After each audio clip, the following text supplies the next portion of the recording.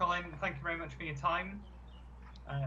Back in Dubai for the Omega Dubai Desert Classic on the European Tour, can you just give us your thoughts ahead of the week ahead? Yeah, thanks everyone. No, I'm excited to be back. I mean, obviously it's a long trip over here from the West Coast, 12-hour time difference. But for me, it's exciting. Come out here, compete with some guys that I know, some guys that I've always seen a lot. And this week's gonna be a great test. Obviously, the course is in pretty good shape for the most part.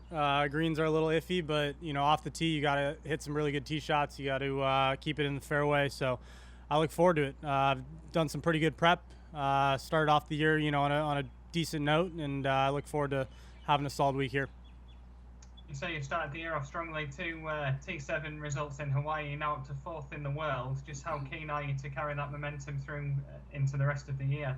Yeah, it's huge. Last fall, I didn't really play great golf, and I think it really all started when I came back out here for the DP World Tour Championship and was able to notch a top 10 and realize, okay, the game's somewhat trending in the right direction. Had to kind of do a little reset. Obviously, it was a new year, set some new goals.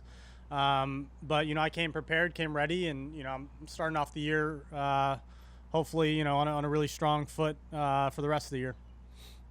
Thank you for these opening remarks. Go to Ian Carter for the first question, please. Hi, Collin.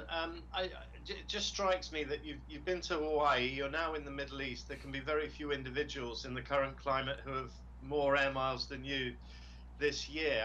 I just wonder, given the current situation that everyone's living in, the challenges of travel and all of that, did you have any second thoughts? Was it a tough decision to make this kind of journey? No, I'm just trying to play golf in really great weather. No, I'm kidding.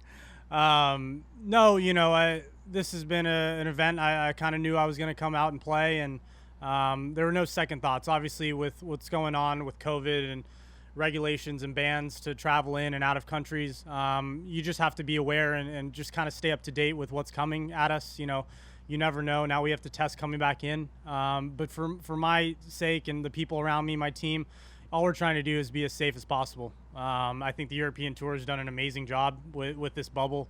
It's very different. I said it, last time I was out here, it's very different than what we have in the U.S., but, they're doing it right. Guys aren't, testing positive, and even though we're stuck in our hotel rooms and out on the golf course, at the end of the day, we can come out here and play some golf, which is, everything we could ask for.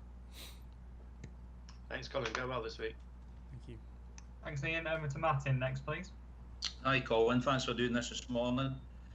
I'm going back maybe 10 or 15 years, but it always seemed as though American players, come July, were never too aware of where Ryder Cup standings were, etc. It seemed as though the event was never big to them. This is Ryder Cup year again this year. What does that event mean to you, to play in that, to be a winner in that? Just your thoughts on the Ryder Cup. Oh, the Ryder Cup is huge. And that doesn't take anything away from this event at all. I mean, that was never even a thought. I mean, I'm coming out here to win. I don't care if I'm getting Ryder Cup points or not. The tournaments that have Ryder Cup points, good. I'm going to go out there and play and try and win. But I'm out here solely focused on trying to win this week. Obviously, getting off to a good start tomorrow. But the Ryder Cup's really important. Obviously, I've heard many things. I've watched it, and to hopefully be able to make that team, give myself a good chance to make that team so far. It's a huge goal on my list for 2021, and there's a lot of golf in between this, and there's so many guys from the U.S. that can make that team, and I got to focus on where I'm at in the present and hopefully play some good golf then. Just as a follow-up, I mean, Europe have been the dominant force in the Ryder Cup over the last few years, etc. What's your thoughts on that? And have you spoken to Steve Stricker about possibly making that team? Yeah, I was able to play a practice round with him. Actually, before I won the PGA Championship, I played a practice round with him that week.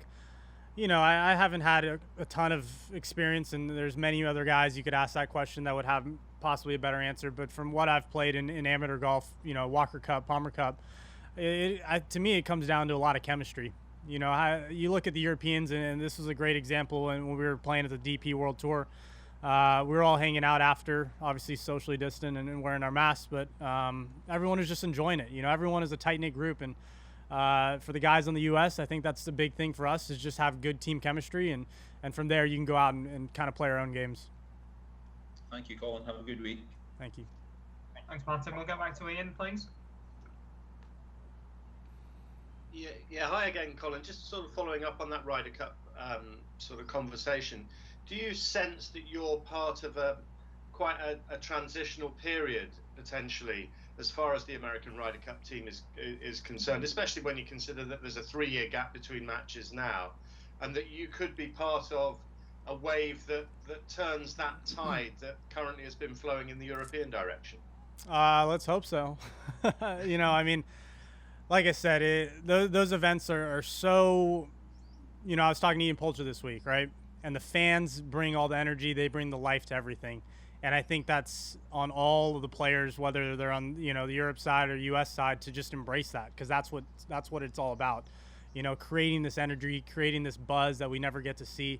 So, I really hope this is a different time period, and when we come out, and hopefully I'm out on that team later this year, we can start a new trend of US, kind of hopefully dominating the game, when it comes to the Ryder Cup. But, I've gotten to know a bunch of the Europeans already, and they're great guys, they're great competitors, and, none of us want to lose at the end of the day.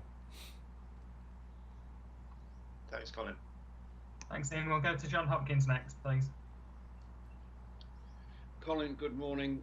Have you seen the Tiger Woods film, which has just been launched over here, the HBO one?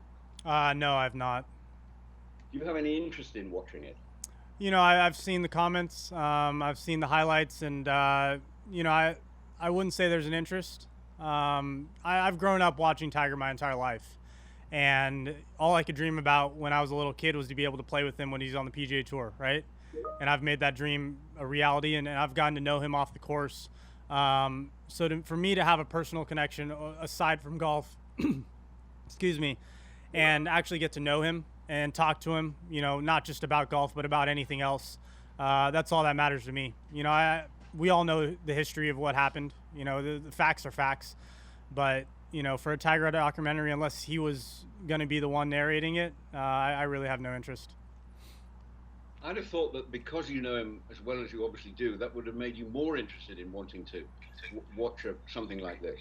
Oh, to be honest, I mean, the best way you can get to know someone is by talking to them, right? You're getting to know me through this interview.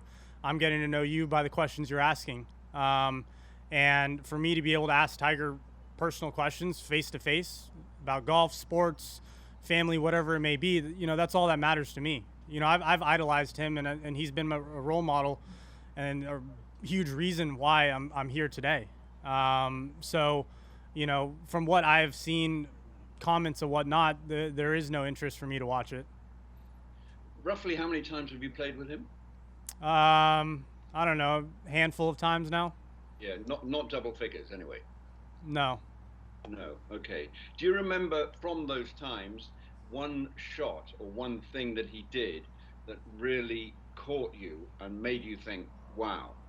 I wouldn't say there's one shot, but when I watch him in his iron play, he's able to work the ball, tremendously. Every pin, every location on the green, he's able to work that shot, and he's able to, he has full control of the golf ball. And some of us might say we do, but he does it at ease. And every shot comes at ease, and there's no extra effort to hit a certain type shot. And hopefully I'm able to get my game there sometime soon as well. So last question. There was Pete Cowan once described Graham McDowell as one of his strengths was that he was comfortable in uncomfortable situations. Are you implying or even saying that Tiger is comfortable in uncomfortable situations? I mean, have you seen Tiger? What he's done? Yeah, of course I have. Yeah, Okay. I've followed him for 25 years. Well, I mean, exactly. You answered your own question. The guy thrives under pressure. He thrives under moments when he needs to pull off a shot. He thrives under moments where he has to make a putt. I mean, you look at all the highlights he's done in his entire career, and they're all amazing shots. So, there's not. He has won a bunch of times, and you're able to draw back on all these highlights. But of course, he thrives under conditions like that. I mean, he wouldn't be the one of the greatest, if not the greatest of all time, if he couldn't. Thank you. You just said it much better than I could have put it, and that's why I wanted you to say it. Thank you very much indeed. Nice to talk to you. Yeah, you as well. Thanks. Thanks, John. We'll go to Martin for the last question, please. Colin, just bringing it back to this week, can you give us your thoughts on the Emirates course and its setting, and does it live up to expectations from what you've seen? Yeah, I mean, like I said, off the tee, it's very demanding. The rough is up in a lot of places. The fairways are pretty narrow, so that's going to be key, getting the ball into the fairway off the tee. The greens, you know, I wouldn't say, yeah, they're not great. You know, I've heard they've had a couple issues around this time recently, and you know, some parts of the greens are a little patchy, which sucks because a lot of the players told me, you know, these greens are some of the best throughout the year for the European Tour. So, excuse me. You know, hopefully next year I think they're going to be redoing them. We come back, they're going to be great, but it's going to be a good test. You know, you got to hit the ball in the fairway out here, and the greens are pretty small. So, you know, if we get the ball in the fairway, we hit some good iron shots and make some putts. Yeah, and it's a setting. Your views on the venue as a setting? Yeah, it's beautiful. I mean, the 8th hole is a beautiful tee shot, and I need to stop getting so lost in the background and actually hit a good tee shot. I haven't hit one yet. I haven't hit a great tee shot yet, so hopefully that starts tomorrow. But it's obviously a beautiful place. It's close to the city. Hopefully, you know, I heard there's going to be a few fans out there, so that's going to be exciting to see some people, hear some claps. Yeah. Thank you. Gentlemen, thank you for your questions. Colin, thank you very much for your time, and enjoy the week. Thanks, everyone.